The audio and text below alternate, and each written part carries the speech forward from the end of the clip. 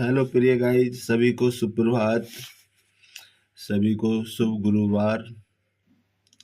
अभी आज गुरुवार का दिन हो गया है प्रिय गाइस। तारीख हो गई है 26/12/2024। सुबह के बज चुके हैं 8:15।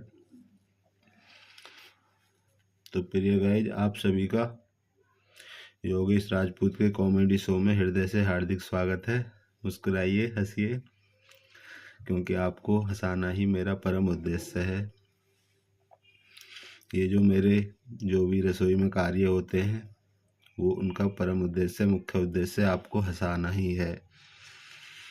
क्योंकि आप सोचेंगे योगेश राजपूत का कॉमेडी शो कैसे हो गया, ये तो नॉर्मल एक कार्य हो रहा है, रसोई में बर्तन साफ किए जा रहे हैं।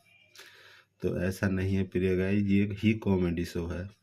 एक पुरुष के द्वारा रसोई में बर्तन साफ करना, रोटी बनाना, चाय बनाना, रसोई के कार्य करना ही अपने आप में एक कॉमेडी है।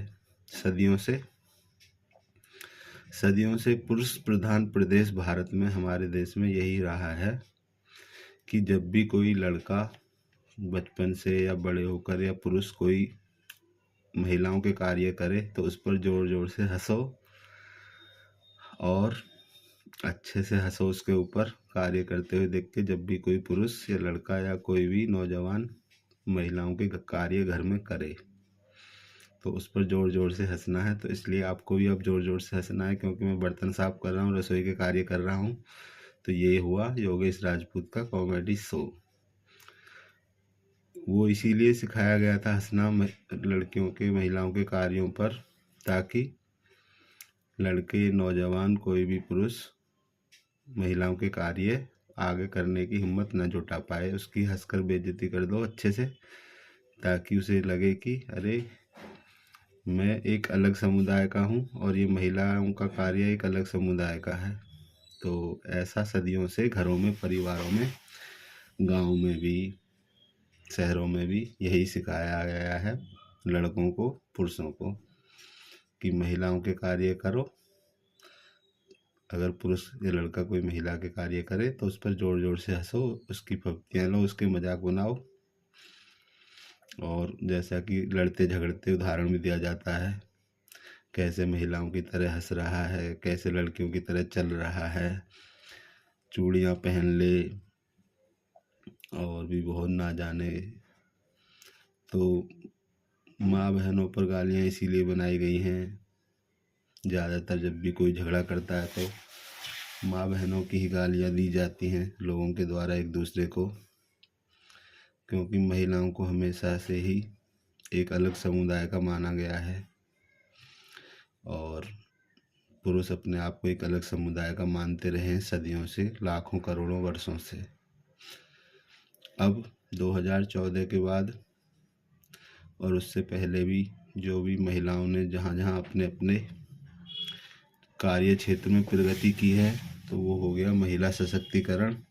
और 2014 से या 2000 से भी, जब से मोदी जी गुजरात में भी 15 वर्ष मुख्यमंत्री के रूप में रहे, उन्होंने महिलाओं को आगे बढ़ाने के लिए बहुत अपने प्रयास किए। हमेशा उन्होंने नारी शक्ति को सम्मान दिया, नारियों को सम्मान दिया, और नारी शक्ति, नारी सशक्तिकरण, ये सब मोदी जी का एक संकल्प रहा है। अभी कुछ दिन पहले कुछ लोगों ने, या जो सोशल मीडिया पर रहते हैं, उन्होंने देखा भी होगा कि मोदी जी के स्पेशल कमांडो फोर्स जो एसपीजी है, सुरक्षा जो उनकी टीम है, मोदी जी की जो सुरक्षा टीम है, उसमें उन्होंने एक महिला सुरक्षा अधिकारी का भी चयन करवाया है। उनके साथ अब महिला सुरक्षा अधिकारी भी रहती हैं उनकी एसपीजी टीम में, जो उनकी Z+ सिक्योरिटी टीम होती है। अभी तक पुरुष ही उनकी टीम में होते थे, अब महिलाएं भी उनकी टीम में रहा करेंगी, सुरक्षा की टीम में। फौज में, सेना में पहले महिलाएं नहीं होती थी, अब जो इन्फेंट्री होती है, थल सेना, उसमें भी महिलाएं रहेंगी।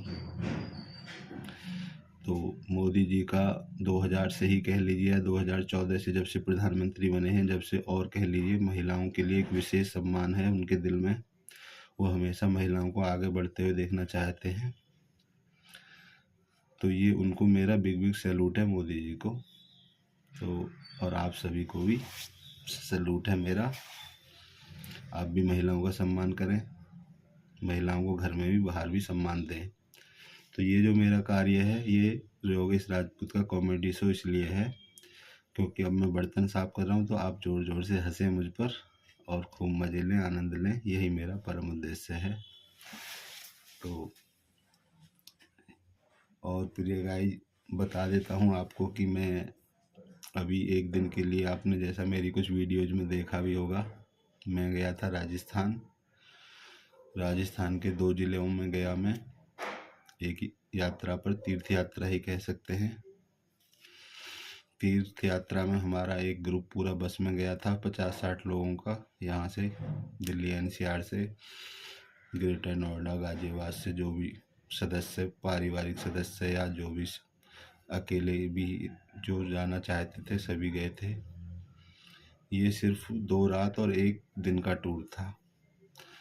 हम 23 तारीख की शाम को 10 बजे यहाँ से रात में निकले। 23 तारीख की रात में 10 बजे यहाँ से निकले राजस्थान के लिए, श्री मेहंदीपुर बालाजी के लिए। श्री मेहंदीपुर बालाजी के पहले हमको दर्शन करने थे, तो हम वहाँ पहुँच गए सुबह 3:30 बजे। श्री मेहंदीपुर बालाजी 3:30 बजे वहाँ पर हमने जहाँ भी रुकने की एक व्यवस्था थी, वो थी वहाँ पर एक गढ़ धर्मशाला के नाम से, धर्मशाला में एक रुकने की, वहाँ पर फ्रेश होने की, नहाने धोने की व्यवस्था थी, जो अच्छी थी, बहुत ही अच्छी थी। तो हम वहाँ पे 3:30 बजे पहुँचकर रूम मिल गए थे सभी को, वॉशरूम मिल गए थे, तो फ्रेश हुए, नहाए धोए और फिर हम लग गए वहाँ पर आगे बढ़ के श्री मेहंदीपुर बालाजी के दर्शन की लाइन में। वहाँ 4 बजे से भी लोग लाइन में लग जाते हैं, आरती हो रही होती है, कुछ लोग आरती भी ज्वाइन कर लेते हैं, 4 बजे से लग जाते हैं, जो 6 बजे से लग जाते हैं लाइन में, वो दर्शन के लिए लग जाते हैं, मेहंदीपुर बालाजी के दर्शन के लिए। तो हम 6 बजे से लाइन में लग गए, तो हमने वहाँ पे 8:30 2-2.5 घंटे में नंबर आ गया, दर्शन का, दर्शन कर लिए। उसके बाद वहाँ से निकलकर हमें वहाँ के ही जानकार जो रेगुलर जाते रहते हैं, हम तो फर्स्ट टाइम गए थे वैसे, लेकिन हम बात करके गए थे उनसे जो वहाँ रेगुलर जाते हैं। उन्होंने बताया वहीं पर एक 3 पहाड़ी नाम से श्री पंचमुखी हनुमान जी का भी पहाड़ी के टॉप पर एक मंदिर है, श्री पंचमुखी हनुमान जी का। उसके लिए चढ़ाई चढ़नी पड़ती है काफ़ी ज़्यादा, लगभग 1000-1500 सीढ़ियाँ चढ़नी पड़ती हैं। सीढ़ियाँ ज़्यादा ऊंची ऊंची नहीं है, छोटी ही हैं। 1000-1500 सीढ़ियाँ लगभग चढ़नी पड़ती हैं पहाड़ी के टॉप पर जाने के लिए, श्री पंचमुखी हनुमान जी के दर्शन के लिए। तो वहाँ फिर हम गए 8:30 बजे से, जाकर हम 2-2.5 घंटे में श्री पंचमुखी हनुमान जी के दर्शन के लिए करके लौट आए। तो 11 बजे तक फिर हम वापस अपने वही विश्राम स्थल पर गढ़ धर्मशाला में आ गए, जहाँ पर पूरा ग्रुप रुका हुआ था। 11 बजे से फिर उसके बाद हमने आधा 1 घंटे बाद लंच किया। लंच करने के लगभग 1 या 2 बजे फिर हम 1 बजे के आसपास वहाँ से निकल लिए, श्री मेहंदीपुर बालाजी से, जो राजस्थान में ही पड़ता है। श्री मेहंदीपुर बालाजी से फिर हम 1 बजे निकले श्री खाटू श्याम नरेश जी के दर्शन के लिए, और वहाँ से 1 बजे निकलने के बाद हम पहुँच गए 5:30-6 बजे श्री खाटू श्याम नरेश जी के दरबार में, रिंगस, जो राजस्थान रिंगस एक शहर जिला कस्बा पड़ता है, रिंगस, वहाँ है खाटू श्याम जी का दरबार। और जयपुर के आसपास ही है, जयपुर से कुछ दूरी पर रिंगस के पास फिर श्री खाटू श्याम जी का दरबार है। जो जाते रहते हैं उन सभी को जानकारी है, जो परम मित्र नहीं जाते हैं तो उनके लिए मैंने ये आपके साथ कुछ बातें शेयर की हैं। तो फिर हमने श्री खाटू श्याम नरेश जी के दरबार में जाकर, वहाँ भी बहुत बड़ी बड़ी लाइन, पंक्तियाँ लगी हुई थी उनके दर्शन के लिए, 10-11 लाइन होती हैं, पर 4-5 खुली हुई थी शाम के टाइम, 2-4 लाइन VIP लाइन्स होती हैं, वो लेफ्ट साइड में वो बंद थी, राइट साइड वाली खुली हुई थी।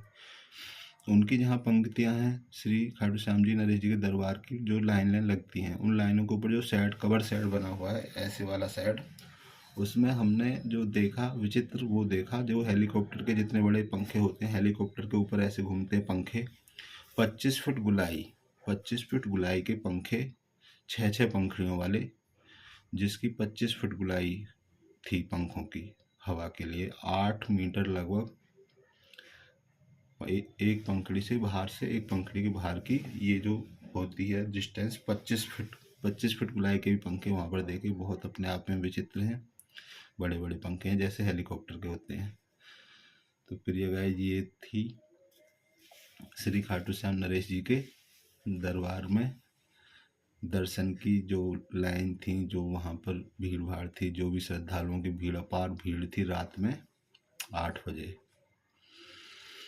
तो 8:30 बजे तक हमने दर्शन कर लिए प्रभु जी के, श्याम बाबा के। तो लाइन उनकी जब 8-10 लाइनें होती हैं तो एक लेफ्ट साइड से जो लाइन चलती है, राइट साइड से जो लाइन चलती है, राइट साइड से, लेफ्ट साइड की तो वीआईपी होती हैं, राइट साइड से जो लाइनें होती हैं उनमें श्रद्धालु जल्दी जल्दी आगे निकल जाते हैं, क्योंकि उनमें कम लोग होते हैं राइट साइड वाली लाइनों में, इसलिए वहाँ पर दूर से लोग जल्दी जल्दी दर्शन करके निकल जाते हैं। तो हम भी राइट साइड वाली लाइनों में पहले जाके जल्दी जल्दी दर्शन करके निकल गए।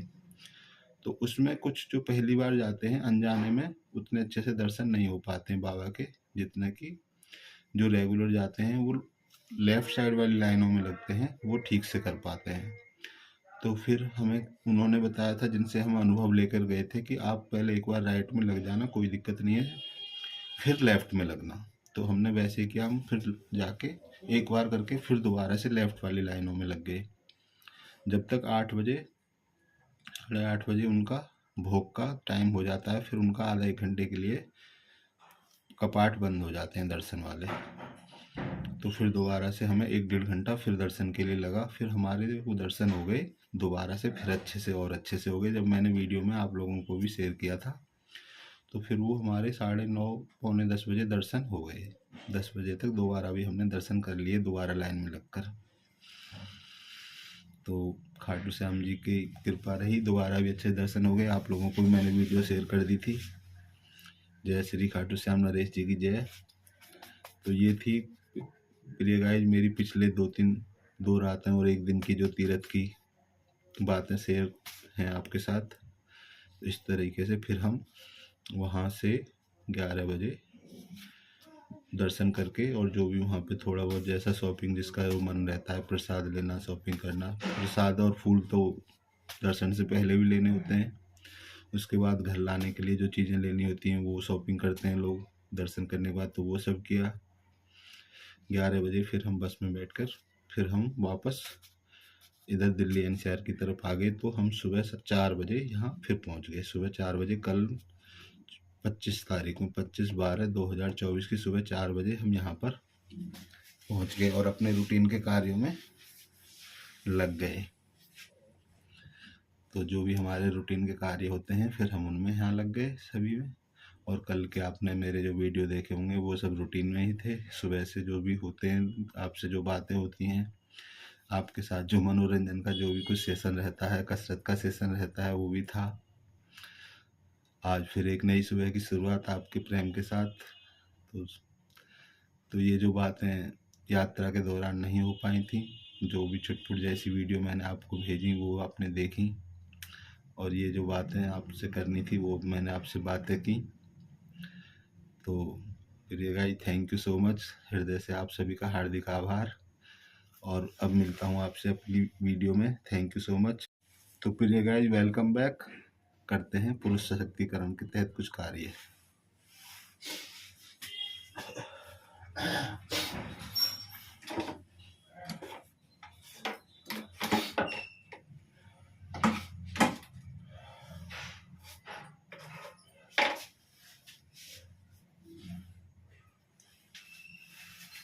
तो प्रिय गाइस, पुरुष सशक्तिकरण के तहत ये जो कार्य हो रहे हैं इसमें बर्तन चमकाई चमकाई कर लेते हैं। बने रहिए। Thank you.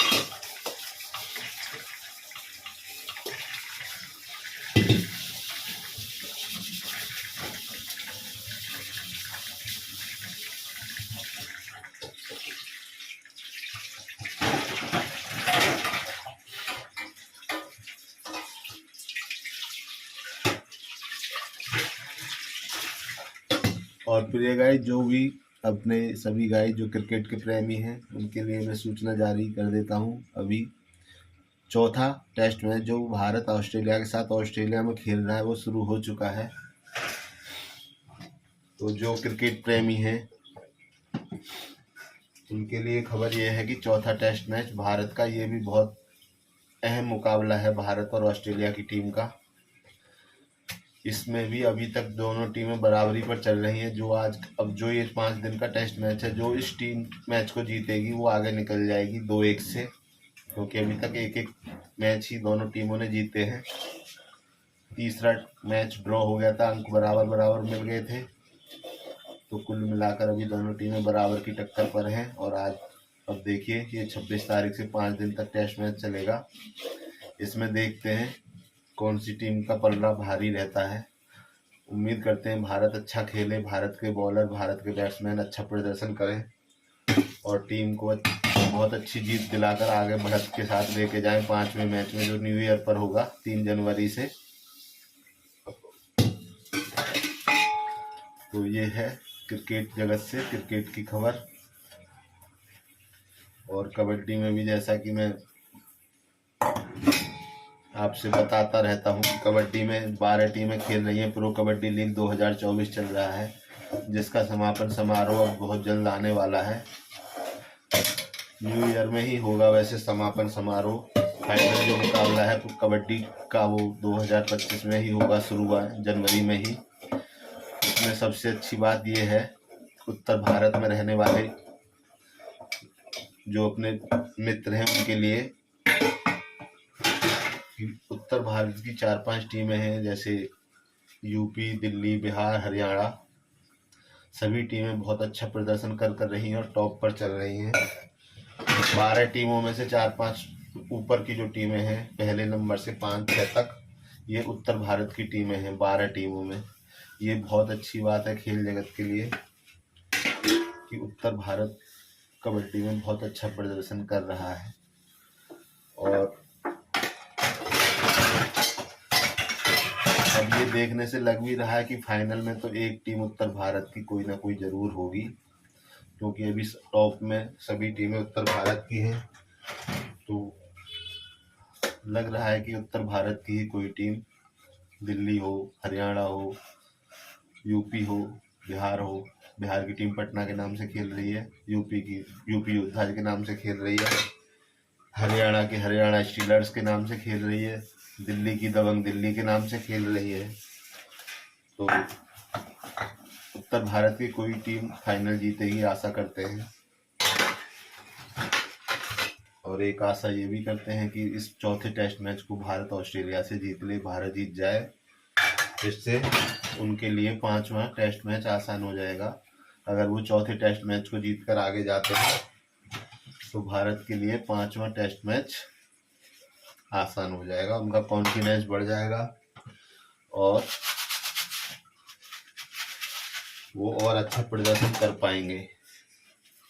और फिर गाइस, जो दिल्ली एनसीआर में अभी का मौसम है वो ज़्यादा तीखा चटपटा नहीं है, नॉर्मल ही है। वैसे तो मैंने वेशभूषा ऐसी पहनी है जैसे कि चटपटा ठंड है, लेकिन है नहीं उतनी।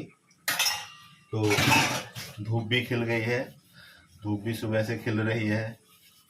और जब धूप खिलती है तो नॉर्मल थोड़ा सा ठंड रहती है, ज़्यादा कड़ाके वाली शीतलहर वाली ठंड नहीं होती है। और वो हवाएं जो उत्तर भारत से आती हैं, लद्दाख से, गुलमर्ग से, जम्मू कश्मीर, श्रीनगर से, वो हवाएं अभी ठंडी हवाएं नहीं आ रही हैं। वैसे वहाँ बहुत बर्फबारी हो रही है, 1-1 फुट बर्फ पड़ी है। तो ठंड वैसे यहाँ आने वाली थी, लेकिन अभी रुकी हुई है। 2 दिन पहले जो बूंदाबांदी भी हुई यहाँ पर 23 तारीख को शाम को, तो उससे लगा कि कुछ ठंड बढ़ेगी, लेकिन अभी उतनी बढ़ी नहीं है। तो ये है दिल्ली एनसीआर का। और फिर गाइस, आप अपना बताएं, आप जहाँ जहाँ रहते हैं वहाँ पर ठंड क्या कह रही है, क्या कहना चाहती है आपसे, आप कितना हावी हो रहे हैं ठंड पर, या ठंड आप पर हावी हो रही है। वैसे तो ठंड से अपनों का ध्यान रखना, अपना ध्यान रखना विशेष परम कर्तव्य है। ठंड को कोई हल्के में ना ले, कि ठंड कम भी रहती है तो भी नुकसान करती है। तो अक्सर मैंने यही देखा है कि जो ठंड किसी के लिए कोई ये नहीं है कि किसी के लिए रहम करेगी, जो चाहे कोई कितना भी बलशाली हो, कितना बड़ा पहलवान हो, खली हो, ठंड के लिए कोई पहलवान नहीं है, कोई बाहुबली नहीं है। अधिकतर मैंने अच्छी कदकाठी वाले लोग, जो ऊंचे कदकाठी में बहुत अच्छे बलशाली होते हैं, उनको भी ठंड से डरते हुए, अपना ध्यान रखते हुए देखा है। वो भी ठंड से अपना पूरा ध्यान रखते हैं। ये नहीं है कि अगर वो बलशाली हैं, बाहुबली हैं, तो गंजी बनियान चड्डी में घूमेंगे ठंड में। एक तो है जो दिखते हैं मुझे बलशाली, वो हैं स्वामी रामदेव जी। वो तो बलशाली कह सकते हैं कि वो ठंड में भी बिना कपड़ों के रहते हैं। आप कभी भी स्वामी रामदेव का कोई वीडियो देखो, कोई फोटो देखो, तो फिर ये गाय ये है कि अब जैसे हमने ये कपड़े पहने हुए हैं, हम ठंड में एक एक दर्जन कपड़े पहनते हैं, तो स्वामी रामदेव एक या दो कपड़े ही पहनते हैं। एक धोती पहन लेते हैं, लंगोट तरह से बांध के पहन लेते हैं, उसी को ऊपर को लपेट लेते हैं। इतनी कड़ाके की ठंड में हरिद्वार में या कहीं भी विदेश में, जब भी कहीं भी वो जाते हैं ठंड में, उन्होंने कहा है लद्दाख में भी जहाँ बर्फ पड़ती है वहां भी वो वही कपड़े पहनकर योग करते हैं। एक या दो कपड़ों में ही लद्दाख में बर्फबारी में भी उन्होंने योग करके दिखाया है। तो वो है बाहुबली ठंड के मामले में। अभी भी आप उनका कोई प्रोग्राम देखिए, सेशन देखिए, तो वो बिना कपड़ों के ही, एक दो कपड़ों में ही रहेंगे। और ठंड में, पूरी ठंड, कोई भी सीजन हो, कोई मौसम हो, स्वामी रामदेव बिना कपड़ों के ही रहते हैं। कैसा भी मौसम हो, कड़ाके की ठंड हो, शीतलहर हो, जो भी हो, वो एक या दो कपड़ों में ही रहते हैं। तो ओके गाइज, प्रिय guys, thank you so much. आप सभी का हृदय से हार्दिक आभार। मिलते हैं आपसे नेक्स्ट वीडियो में। बने रहिए, दिन में भी आपके लिए काफ़ी कुछ मनोरंजन रहेगा, बातें मुलाकातें होंगी। Thank you guys. Okay, all the best, bye bye, have nice day. अपना भी ध्यान रखें, अपनों का भी ध्यान रखें। Bye bye.